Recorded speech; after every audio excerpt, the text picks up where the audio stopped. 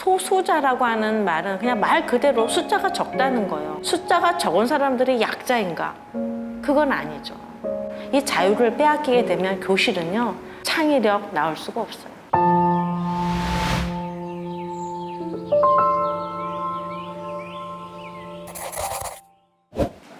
네, 안녕하세요. 저는 서울에서 중학교 교사를 하고 있고요. 전국 교육회복 교사연합 대표 육진경입니다. 반갑습니다. 한마디로 얘기하면 저는 자유압살법, 자기의 주장을 마음대로 말할 수 없게 하고 그것에 대해서 선생님으로부터 지도를 받다 보니까 아이들이 억눌리게 되는 법이다. 특별히 이제 학생들 같은 경우에는 어떤 가치관이라든가 정체성이 확립이 되지 않은 상태예요. 그런데 일방적으로 이런 것에 대해서는 무조건 좋다고 얘기해야 돼. 이런 거에 대해서는 나쁘다고 얘기하는 것은 잘못된 것이야. 라고 선입견을 심어줄 수 있다는 것입니다. 사실 이제 성정체성이라고 하는 것이 이제 청소년기, 이렇게 사춘기를 거치면서 아이들이 확립이 되어 가거든요. 2차 성징이 나타나고 이러면서. 그런데 이제 차별금지법이 통과되고 나면은 어떤 일이 벌어지게 되냐면 교육을 받으면 성정체성에 오히려 혼란이 오게 될 거예요. 자기가 태어난 성이 있는데 그 성을 의심하게 되는 거죠.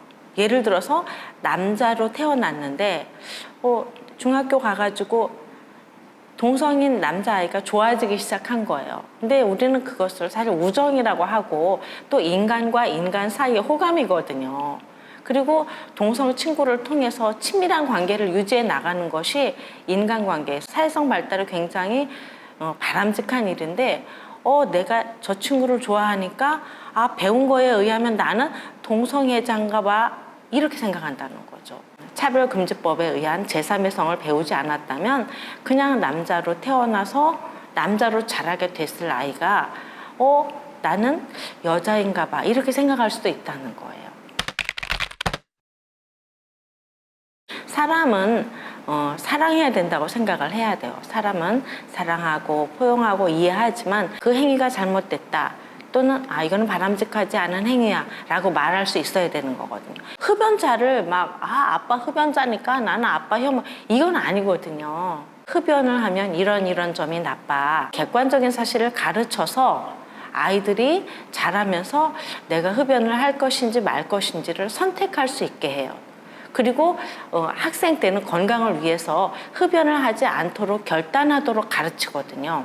그런데 동성애라고 하는 것은 이상하게 예외적으로 건강과도 긴밀한 관련이 있는데도 그 부분이 오히려 도외시되고 동성애를 하면은 이런 건강상의 위험이 있어 라고 말하게 되면 처벌한다는 것입니다. 많은 분들은 학교에서 어떻게 교육이 이루어지고 있는지를 자세히 알지는 못해요. 그래서 인성교육 또는 이제 양성평등교육, 성폭력 예방교육, 안전교육. 어떤 선생님은 동성애에 대해서 긍정적인 것들을 영상을 보여줄 수도 있고 또는 유인물을 나눠줄 수도 있고 또는 선생님이 직접 말씀하실 수도 있는 거죠. 실제로 그런 사례들이 많이 있었습니다. 몇 년 전에 그 유명한 그 위례별 초등학교 교사 같은 경우에 아이들한테 노골적으로 얘기를 했죠. 페미니즘 교육이라든가 동성애 교육, 그 다음에 퀴어 축제 영상을 수업 시간에 틀어줬단 말입니다. 그리고 이제 최근에 초등학교 그 어떤 페미니스트 교사 선생님들의 어떤 그룹 같은 것이 발견이 되었는데 거기서 보면은 젠더 교육을 아이들에게 특별히 이제 소외된 아이들, 또 부모님의 돌봄이 없는 아이들에게 그 교육을 시키고, 그 다음에 그 젠더 교육을 거부하는 아이 같은 경우에는 왕따를 시키도록 하는 지침들이 발견이 돼서 논란이 된 적이 있어요. 그래서 실제로 이런 교육들이 비교과 교육에서는 사실은 대놓고 이루어지고 있다고 볼 수 있고요. 그 다음에 교과 교육에서도 많이 이루어지고 있고요. 사실 이제 9월 달에 보면 양성평등 교육 주간이라고 이제 교육청에서 공문이 내려왔고, 근데 그 내용에 보면은 제목은 양성평등이에요. 그러나 내용은 성평등입니다. 제목만 양성평등. 근데 이런 일들을 대부분의 시민들, 특별히 학부모님들은 모르는 가운데 이런 일들이 일어나고 있다는 것입니다.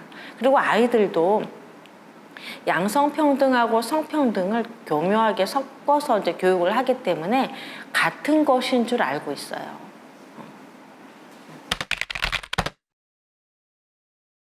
다양한 가족 형태라고 하는 게 있습니다. 근데 그 다양한 가족 형태에 사실은 이제 동성 부부, 동성 커플이죠. 그 가족이 아직은 들어가면 안 되는데 그 선생님이 다뤄주시는 경우가 있어요. 예를 들어서 다양한 가족의 뭐 조손 가정, 다문화 가정 이런 식으로 이제 다양한 가족 형태를 보여주면서 거기다가 슬쩍 이제 끼워 넣는 거죠. 그런 경우에 아이들은 이제 그 동성애에 대해서 긍정적으로 생각하고 저 사람들도 우리랑 똑같은 가정을 이루어서 가족으로서 살아야 되는 정상적인 행위구나 이렇게 생각을 하는 거죠. 사실 고등학교에서도 이제 동성애에 대해서 긍정적으로 기술하는 부분이 노골적으로 나와 있진 않아요. 그러나 어떻게 나와 있느냐면 사회적 약자 부분에 나와 있습니다. 그래서 사회적 약자를 보호해줘야 된다. 예를 들어서 장애인인 경우에 사회적 약자니까 보호를 해줘야 되죠. 그런데 이제 동성애 같은 경우에는 본인의 의지로 선택하는 것이고 소수라고 해서 다 약자는 아니거든요. 소수자라고 하는 말은 그냥 말 그대로 숫자가 적다는 거예요. 그럼 숫자가 적은 사람들이 약자인가? 그건 아니죠. 그 차별금지법 또는 평등법 여러 가지로 이제 이름을 바꿔서 이거를 통과시키려고 애를 쓰고 있는데요. 사실은 이 법이 발의가 된 지 꽤 오래됐어요. 10몇 년이 됐거든요. 근데 왜 이것이 통과되지 않고 많은 사람들이 이걸 반대하고 있는지 생각해 볼 필요가 있습니다. 사회적 합의가 이루어지지 않은 거거든요. 갈등 요소를 남겨둔 채로 이 법을 입법을 하게 되면은 이게 바로 전체주의라고 하는 거예요. 이 자유를 빼앗기게 되면 교실은요, 토론할 수 있는 자유가 사라지게 돼요. 자유롭게 아이들은 자기의 의견을 말할 수 없게 되고요. 다양한 사고를 할 수가 없고 다른 사람을 배려하고 이해하는 것이 사라지게 되고 쟤는 혐오 표현을 했어 라고 하면서 신고하고 또 학생들은 자기가 생각하는 사고에 대해서 스스로 자기 검열을 하게 됩니다. 자아 비판을 하는 사회가 되는 거예요. 그런 사회에서는 창의력 나올 수가 없어요. 그래서 차별금지법은 절대로 통과되면 안 되고 오히려 아이들이 자유롭게 사고하고 또 이야기할 수 있도록 또 비판할 수 있도록 그 사고가 확장되도록 그렇게 해야 된다 이렇게 생각합니다.